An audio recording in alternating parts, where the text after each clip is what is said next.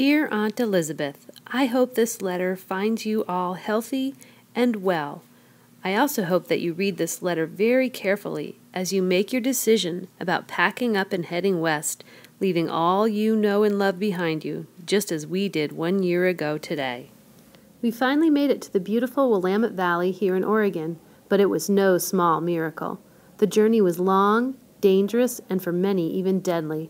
If it weren't for little Jacob's weak lungs, we never would have left Missouri, but this was a chance we needed to take for his health, not to mention the free land that we were promised to make our homestead happen.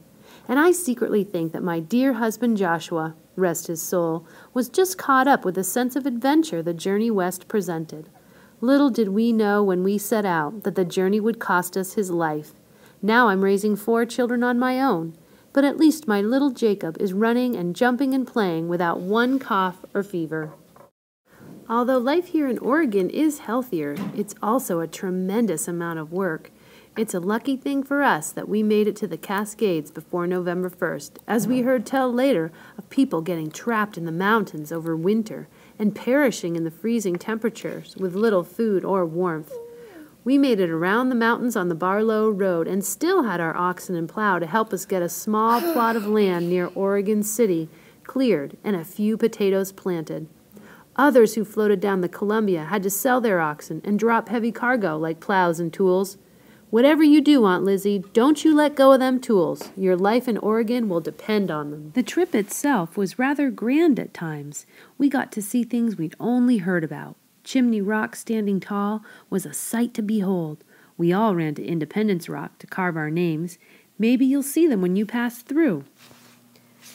As well as the welcome trail sites of Fort Laramie and Fort Hall, you may also see sad markers on the side of the trail where fellow travelers died and were buried. Our own Joshua is among them.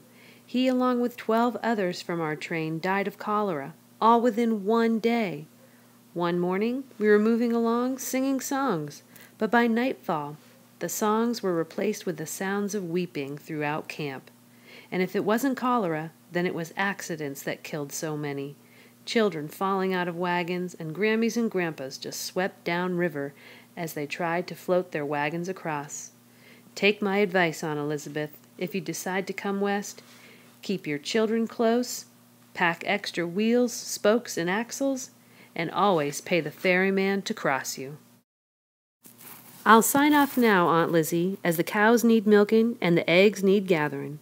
I wish you all the best. The journey west is not for the faint of heart, but your hard work will be richly rewarded with a new life here in Oregon. Until we meet again, westward ho!